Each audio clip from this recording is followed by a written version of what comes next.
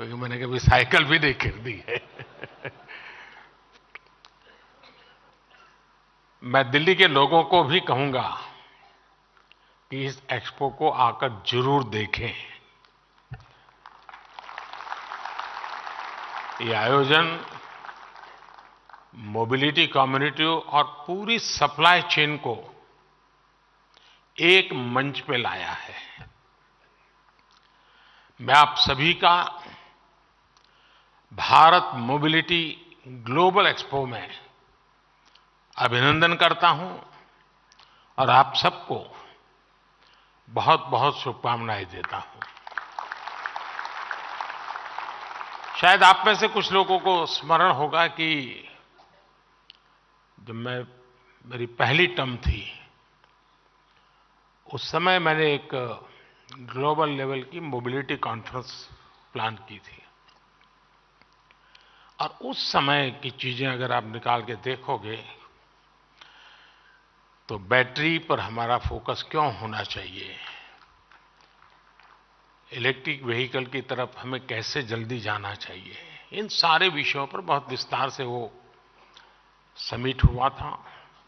Global experts आए थे और आज मेरी दूसरी टर्म में मैं देख रहा हूं कि खासी मात्रा में प्रगति हो रही है और मुझे विश्वास है कि तीसरी टर्म में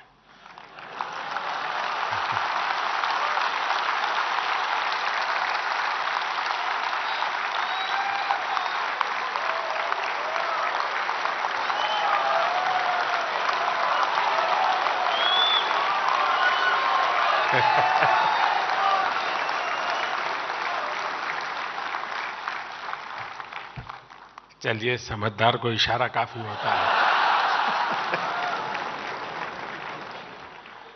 और आप लोग तो मोबिलिटी की दुनिया है, तो ये इशारा देश में जल्दी से पहुंचेगा।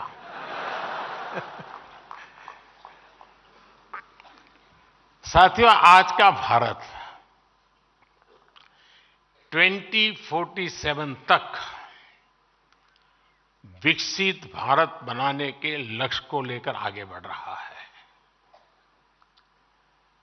इस लक्ष्य की प्राप्ति में मोबिलिटी सेक्टर एक बहुत बड़ी भूमिका अदा करने वाला है।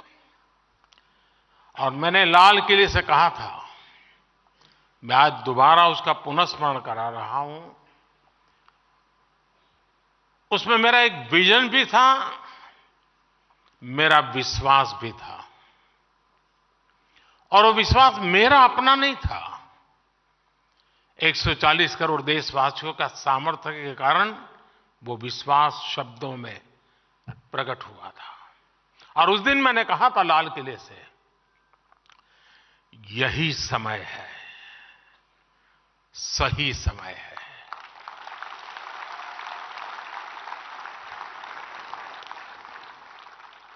ये मंत्र आपके सेक्टर पर बिल्कुल फिट बैठता है। एक प्रकार से India is on the move and is moving fast. Bharat के मोबिलिटी सेक्टर के लिए एक तरह से गोल्डन पीरियड का प्रारंभ है।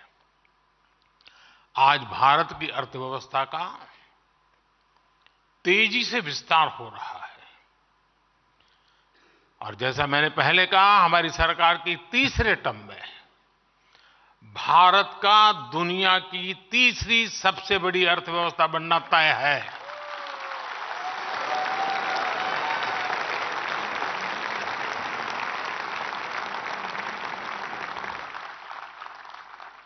हमारी सरकार के प्रयासों से पिछले 10 वर्षों में करीब 25 करोड़ लोग गरीबी से बाहर निकले हैं।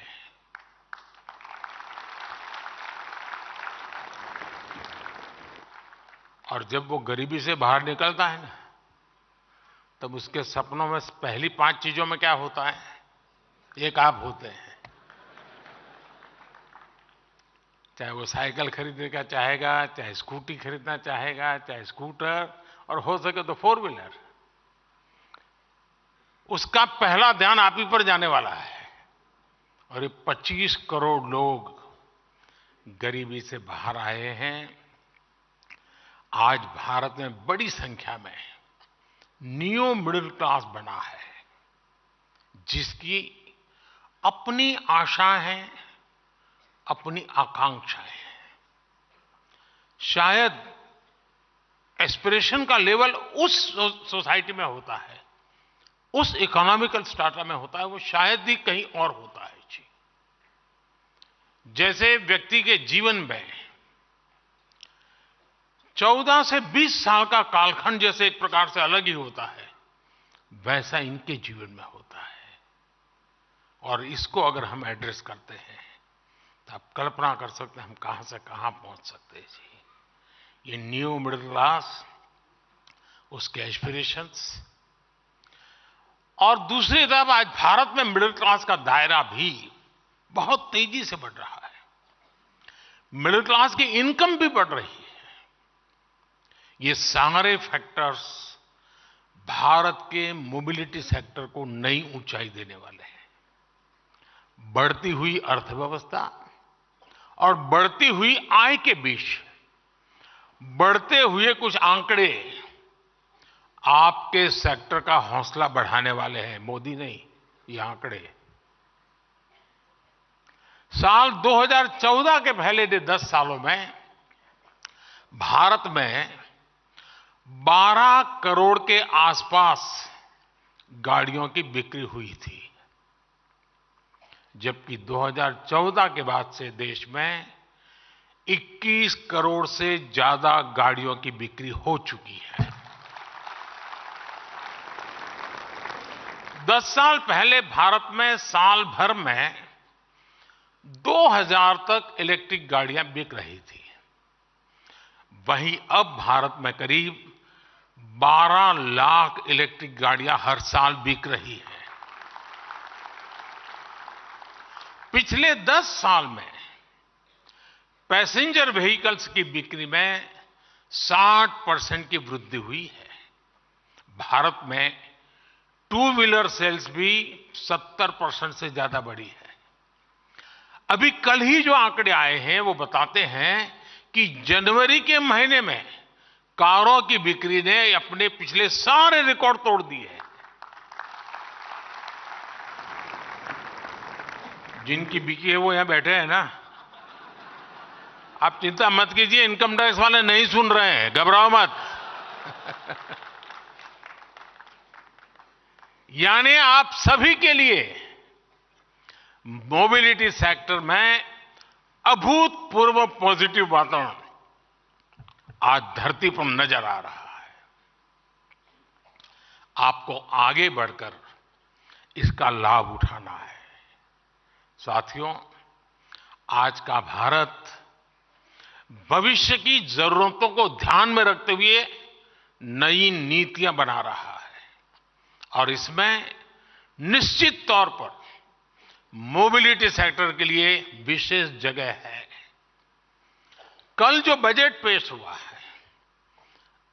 उसमें भी इस विजन आपको देख पाते होंगे। ये तो इंटरिम बजट है, पूरा तो आएगा जब हम तीसरी बार आएंगे तब।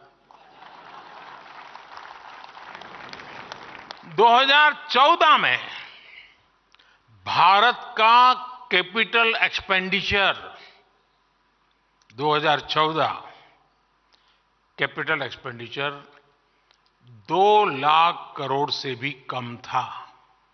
2 लाख करोड़ रुपए से कम था। आज ये 11 लाख करोड़ से भी ज्यादा हो गया है। कैपिटल एक्सपेंडिचर पर 11 लाख करोड़ रुपए का खर्च का ऐलान भारत के मोबिलिटी सेक्टर को अनेक विद अपॉर्चुनिटीज लेकर के आया है। ये ना सिर्फ अर्थव्यवस्था को ताकत देगा, बल्कि इससे रोजगार के भी नए अवसर बनेंगे।